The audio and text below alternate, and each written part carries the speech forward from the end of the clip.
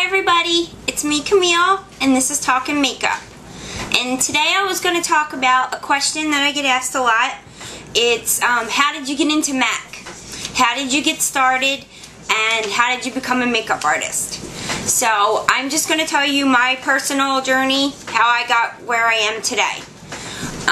It all started out with, just being a kid who loved makeup. I would always play with my mom's makeup and try different things, cut pictures out of 17 magazine of certain looks and tape them to my mirror. I worked on friends and family, cousins, anybody that would let me.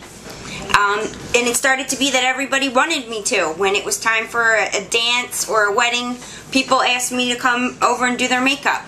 I had no classes or anything, I just liked it. And I just went from what I read, that sort of a thing. Then I went and I applied at a cosmetic department when I got a little older, obviously. I went and applied at a cosmetic department in a department store. Mine was Macy's. I went and I introduced myself to the cosmetic department manager. I told her that I wanted to apply for her department. She said to put her name on my application, and I market attention to her so she would get it. So everyone kept on telling me though that I was waiting for someone to die to get in to a makeup counter, that it was like never going to happen. Back then it was a little bit harder than it is now because they made a little bit more money than they do now, actually. So I had to try really hard because I technically didn't have any experience and I didn't know anybody that worked there, and I didn't have an esthetician class. I didn't have anything. I just liked it a lot. I didn't have a job doing makeup. I used to clean houses.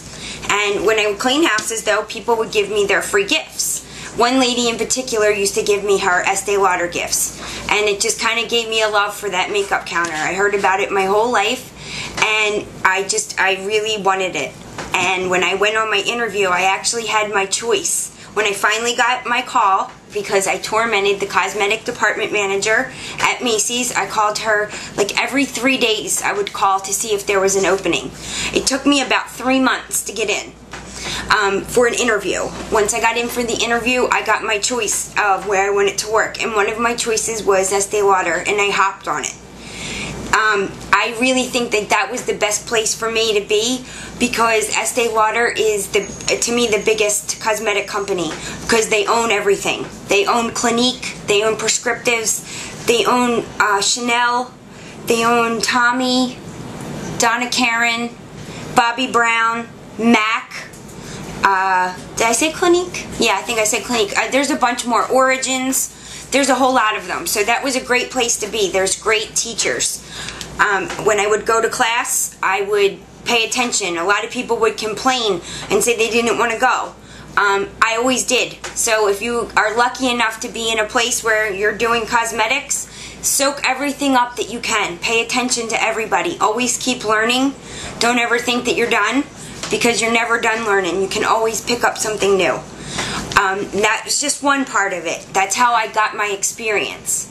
Then I went to a vocational school and I picked up a 20-hour makeup class just to get a credential, just to have something that says I was an actual makeup artist, and or I was actually qualified to apply makeup on somebody's face.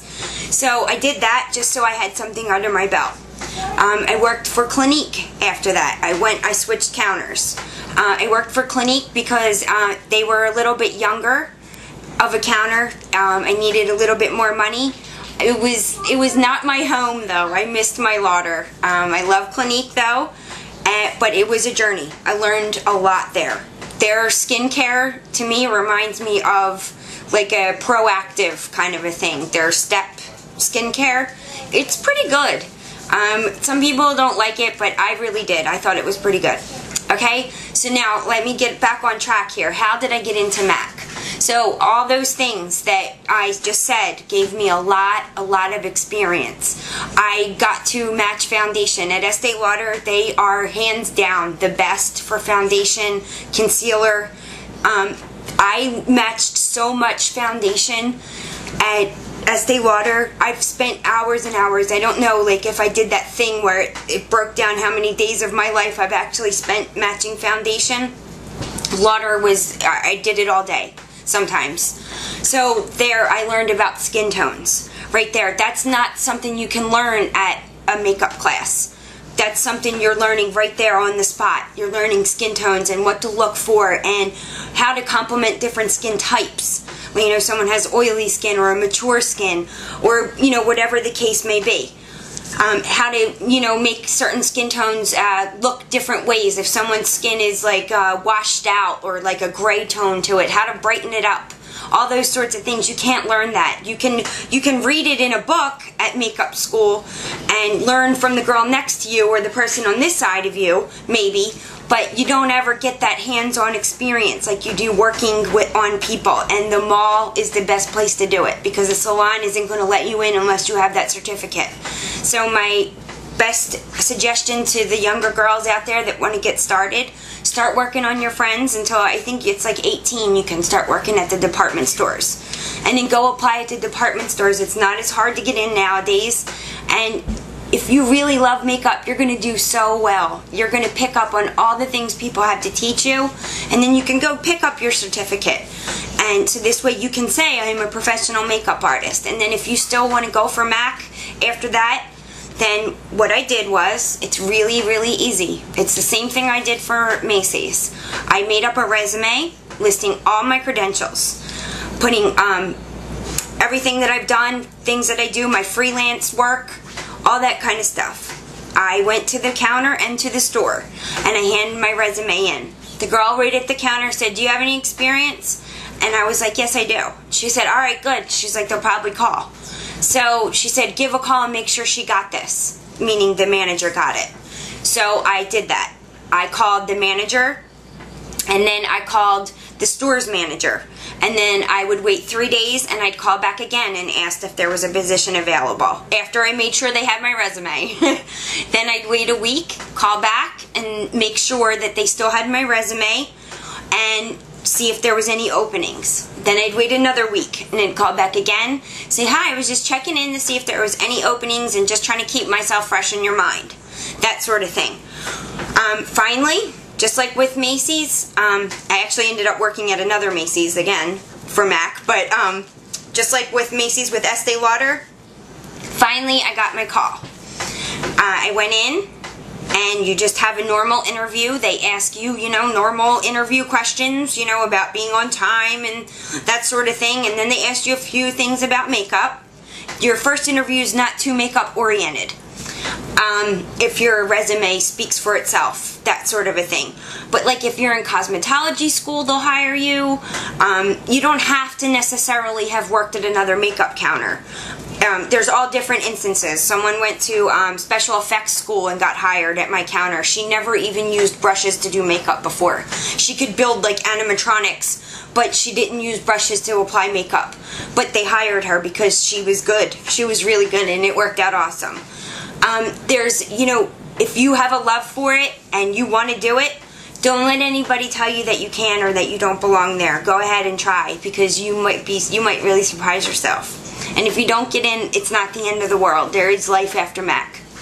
But, okay, so now I get to the second part. I finally get a call. They say, okay, your interview went well. We're going to have you do a second interview. Now, this is where the nerves... Okay, so this is where the nerves come in. The second interview is a little bit of a challenge. They call you and tell you to come on in for your second interview, but this time you'll be interviewing with the regional trainer. And bring your brushes and a model.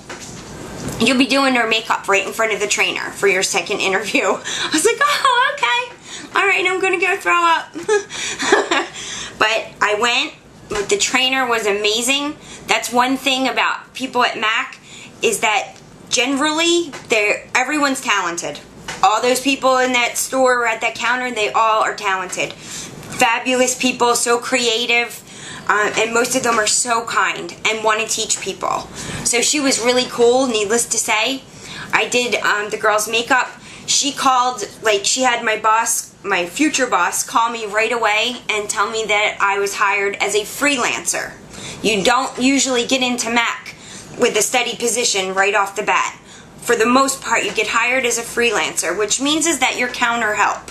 You're a part of Mack, but you're not really a part of Mack yet. You go in and you help for big events, or busy days, that kind of thing. Like you're mainly a product puller.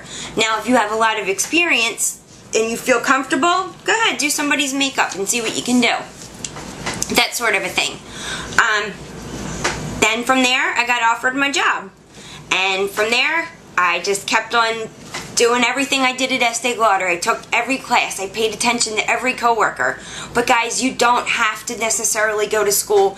You know, you don't have to be a certified makeup artist to be a makeup artist.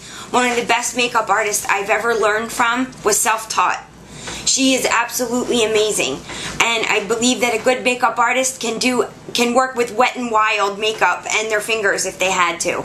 You don't need, you know, I see these girls on here that have $700 hauls from Mack and all, you know, all this makeup, and I mean, and they do these looks that are, I do it too. I do a look that is like, cost $1 bazillion to most people. It's a lot of money.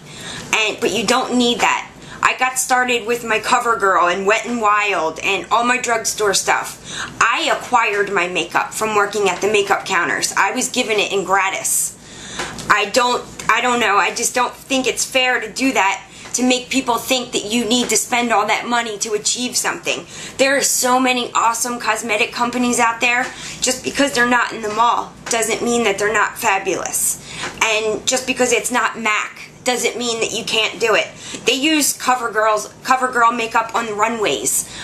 They use Maybelline on runways, L'Oreal, all those things. And those women look gorgeous. They also use Mack and Chanel. Chanel's beautiful, but who's going to pay $65 for a quad? That's insane. I don't care how pretty the eyeshadow is. I'm not doing it. But if they gave it to me in gratis, I would take it and do a look with it. So if you're young and you're like, you feel blown away by the things that you see here on YouTube, don't. Because you don't need all that stuff to make these looks happen. And give yourself some time. If you want to try something that you see on here, sit down. Give yourself an hour, you know, and try something. And work on your techniques. Because I did that a lot. I used to just like sit down to learn how to line the top of my eyes. That was one of my biggest challenges in makeup.